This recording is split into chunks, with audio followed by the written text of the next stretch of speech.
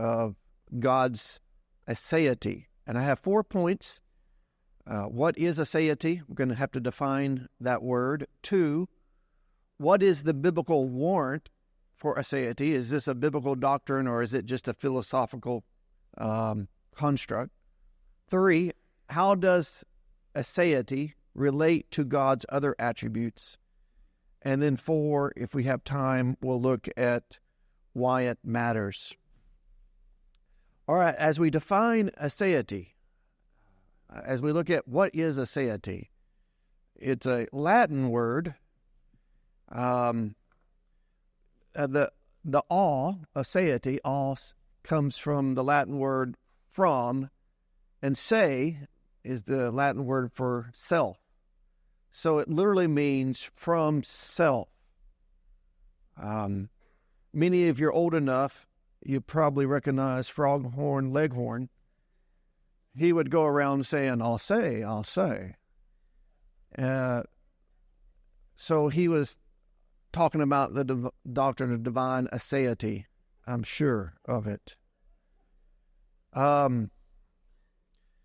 Bruce Ware defines aseity as God exists eternally independent of the world as the one who is fully self-sufficient in his own infinitely perfect self-existence.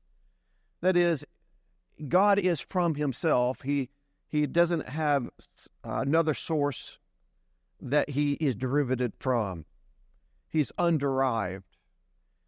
God's existence relies on nothing other than himself. He is the only being or thing who is eternally independent and needs nothing besides himself to be who he is. John 5:27 says, the Father has life in himself. Now, think about everything else that you know. Everything else that you know is a derivative. We have delegated power. We need other things to exist. You cannot exist without the sun, without energy, without food, water, and shelter, so many other things you need. And so you can't exist without other things outside of yourself. God is the only being that can exist without needing anything but himself. He's fully complete. In fact, aseity means that God is absolute. Often when we think about God's attributes, we say God is absolute sovereign. And what do we mean by absolute? That means he has every ounce of power. He's got it all. He's absolutely, totality, has every ounce of power or wisdom or whatever other attribute that you may think of about God. To say that God is absolute is to say he depends upon nothing for his existence, his actions, his knowledge, his will, or anything else that he does. In other words, God is perfect. He is self-sufficient. He is complete and is perfect in his thoughts and his will and his power. Nothing can be added to God. He lacks nothing. He needs nothing. He's completely independent. So another way of saying God's aseity is to say he's fully independent. He's self-sufficient. He's complete. He's absolute. The Dutch reformer, not reformer, but the Dutch Puritan, Herman Bavinck says, absolute is the same as not depending upon anything else. And he's the only being that is like this. He is self-contained. All of creation all of other creation, everything else, is dependent upon God. In him we live and move and have our being. God is the only being that is dependent upon nothing. Colossians 1:16, for by him all things were created in heaven and earth, visible and invisible, whether thrones or dominions or rulers or authorities. All things were created through him and for him. He is before all things, and in him all things hold together. Now, he is the being that everything else depends upon, but he depends upon nothing besides himself. He is the first cause that needs no other cause but himself. He depends upon nothing outside of himself.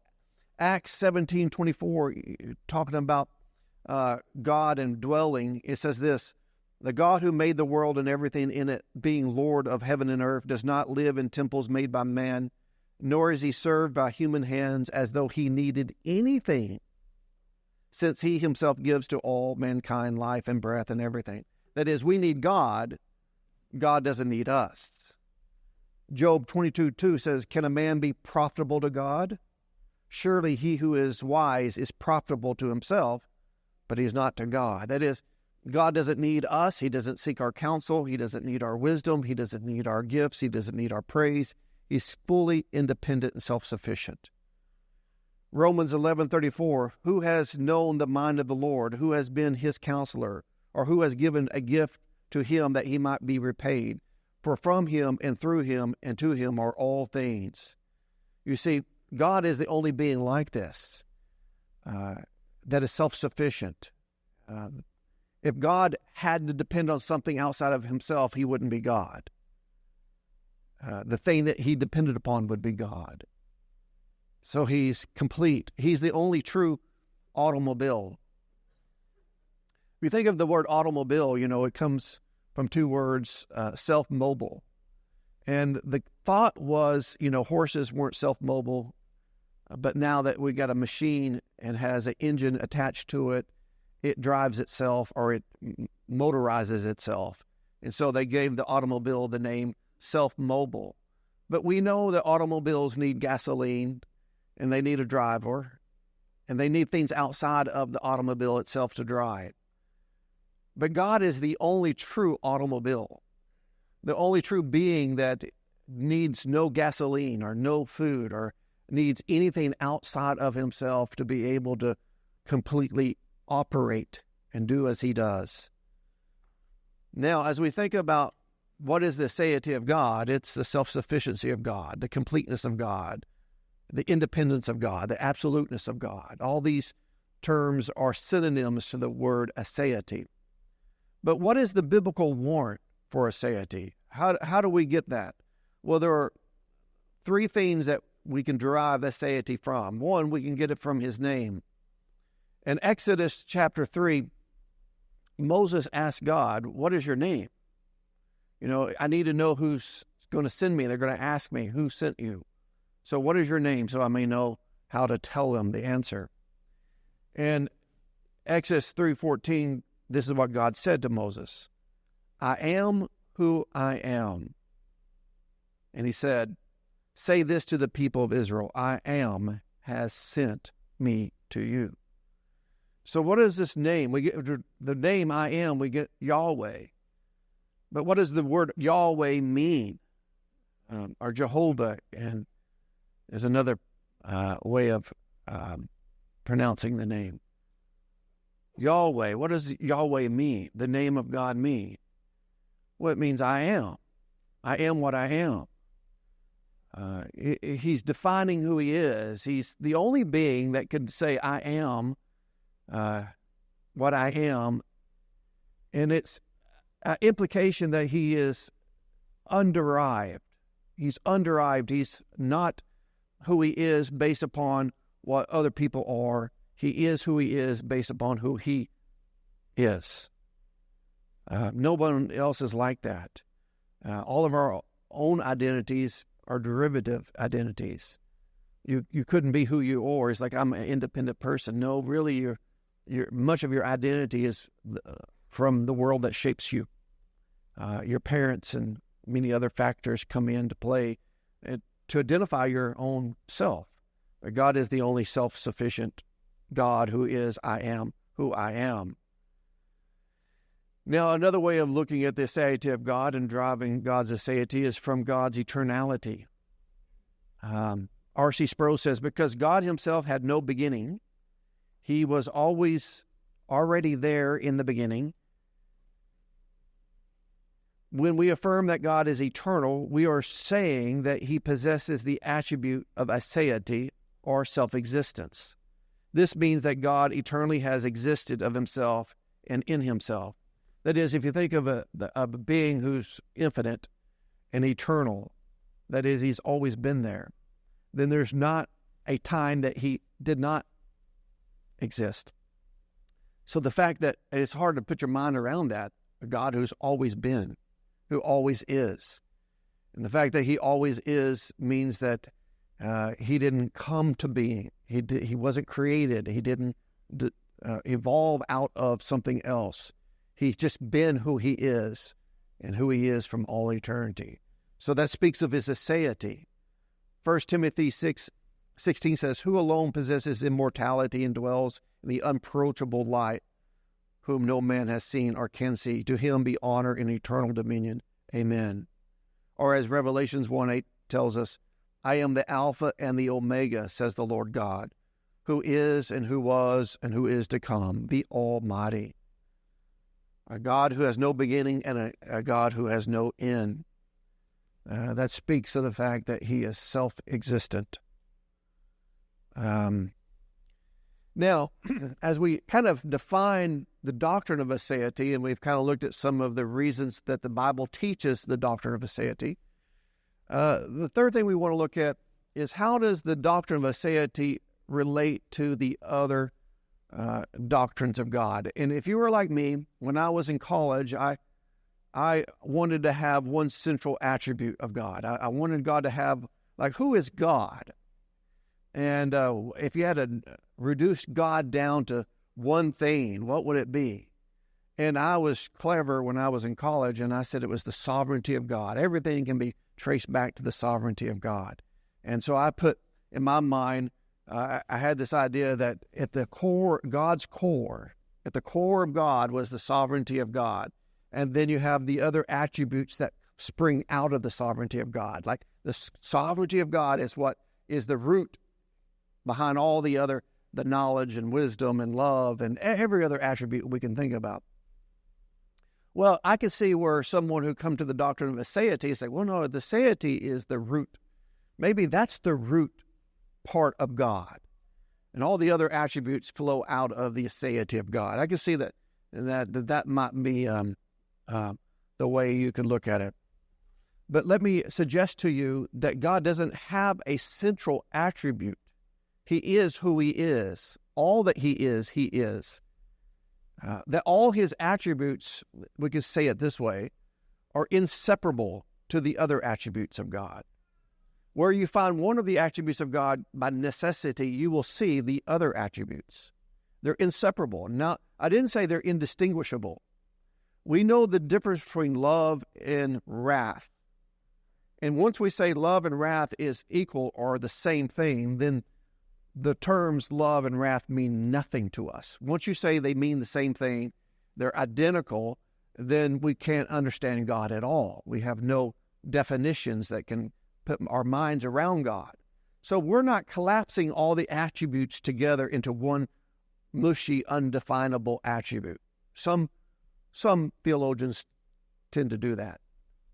No, we want to keep the attributes distinguished and separated, but they're not separable. That is, you can't fully pull one attribute. If you started pulling one of the attributes out of God, all the other ones will follow.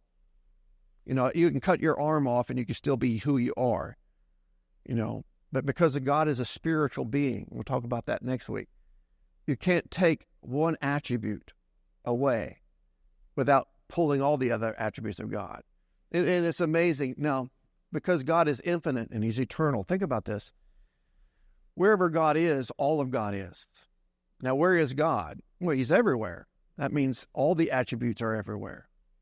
And so if you would kind of do a thought experiment, make God and like put a little space between your fingers and say, now, can God be there? Absolutely. He's there. How much of God? Is some of God there, or most of God, or a little bit of God? Isn't it amazing that all of God is there? Every attribute of God is in between your fingers. Now, expand that out to the galaxies and beyond the galaxies and beyond what we can comprehend with no limits. You know, is God there too? Yes, all of God is there. You see, this is why the Bible says in John 4 that God is love. God is love. Now, it doesn't say that God has love. You have love, or you have some love. You can grow in love and you can diminish in love.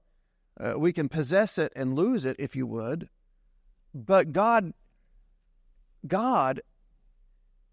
is love. It's not something he has or he adds to his being. or takes away from his being. It's something that defines his very nature. It's who he is. What is God? You say, well, what is God? Well, one way of defining God is love. That's who he is. Just not what he has, that's who he is. All that God is love. Now,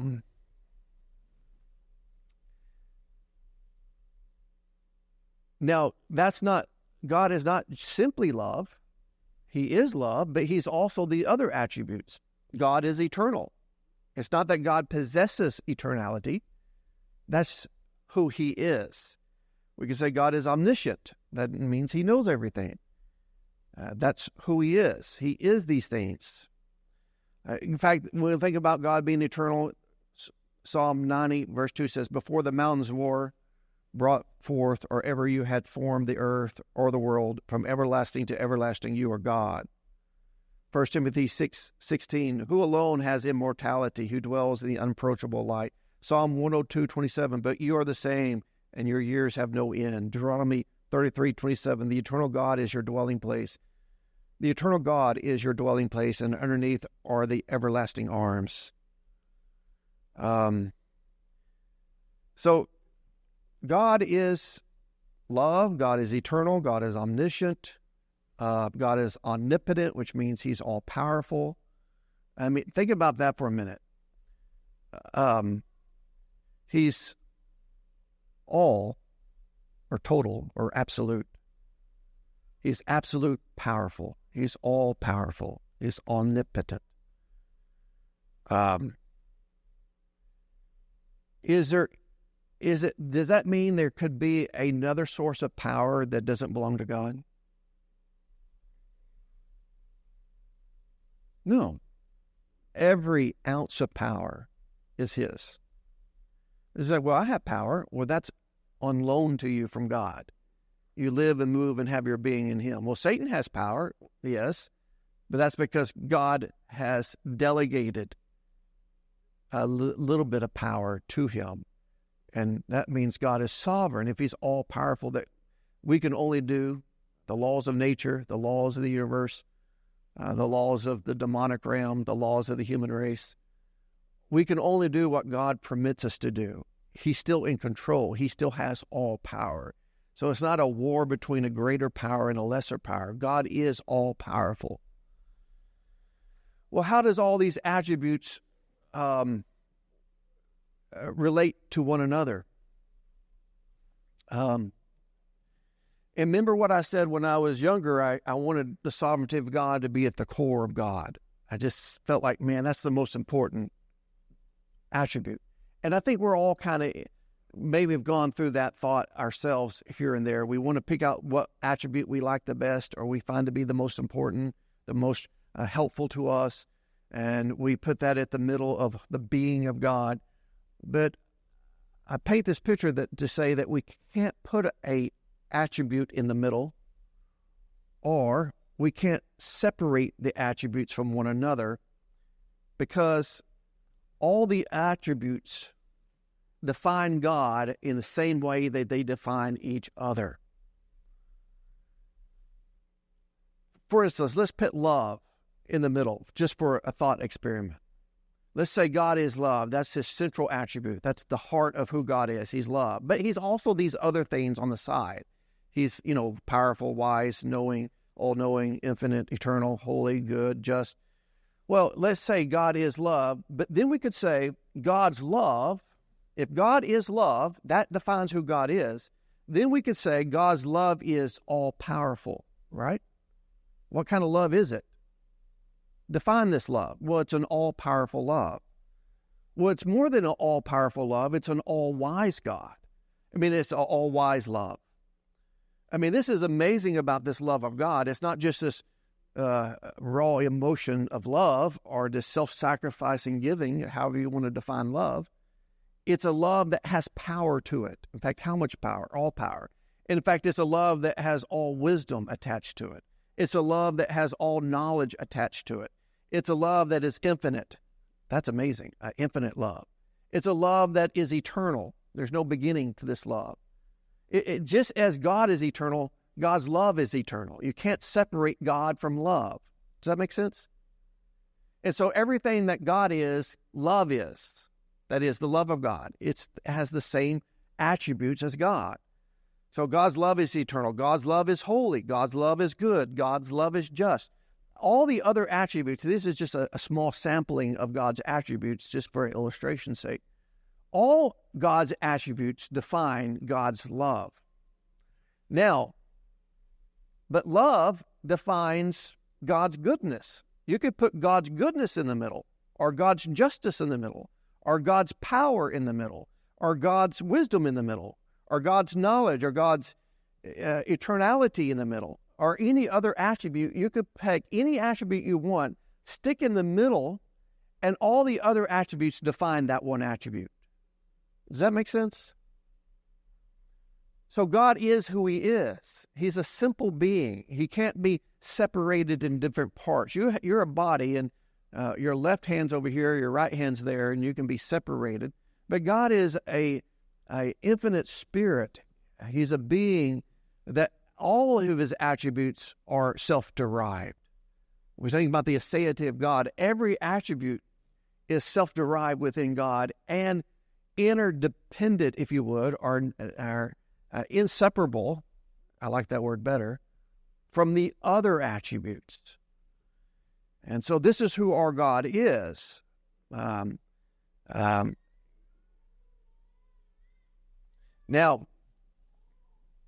my last point, and the 7 minutes I have left,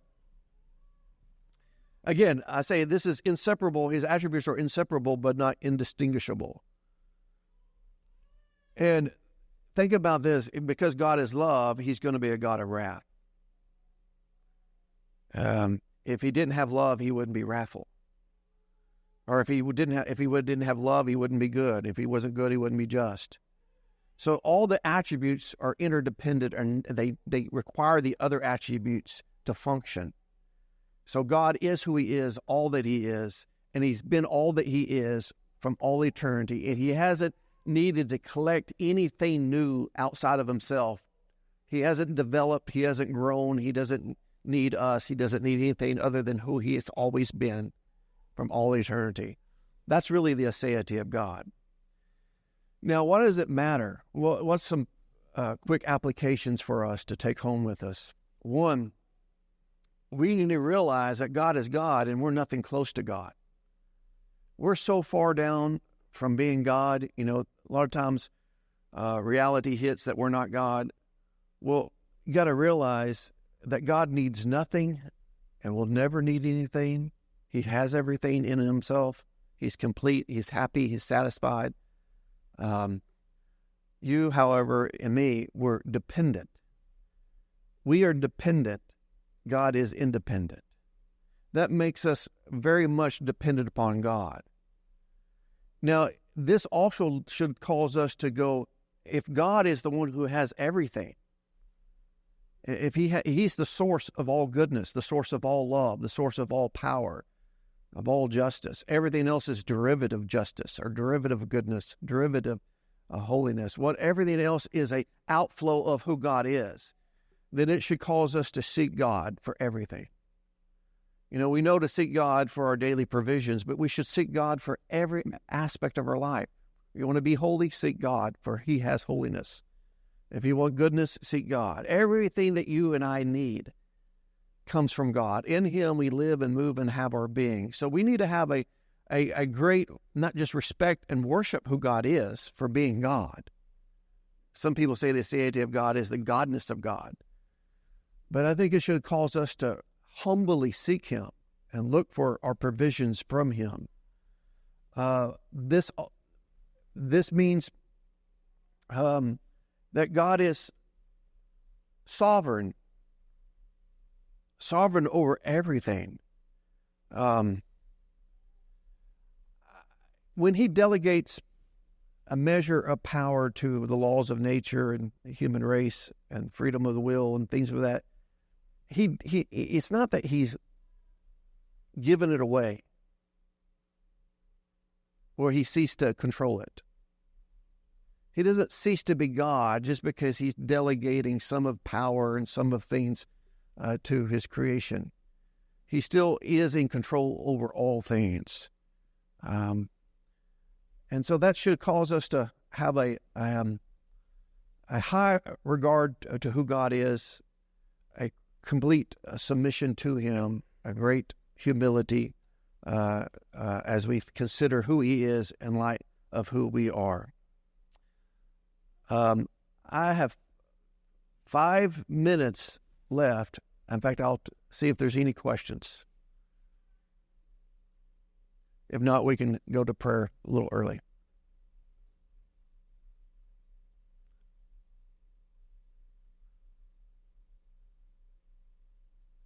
Yeah.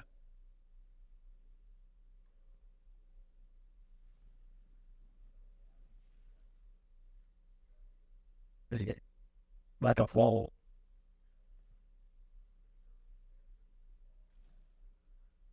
Aseity. Somebody ask you, what is aseity? It's the self-existence of God. That's the quickest definition, the self-existence.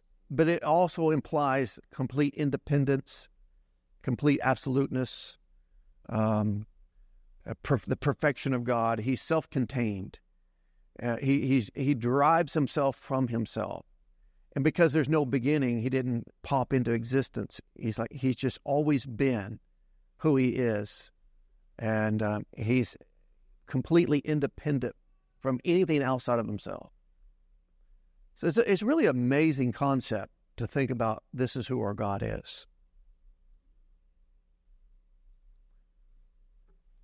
We live in our God.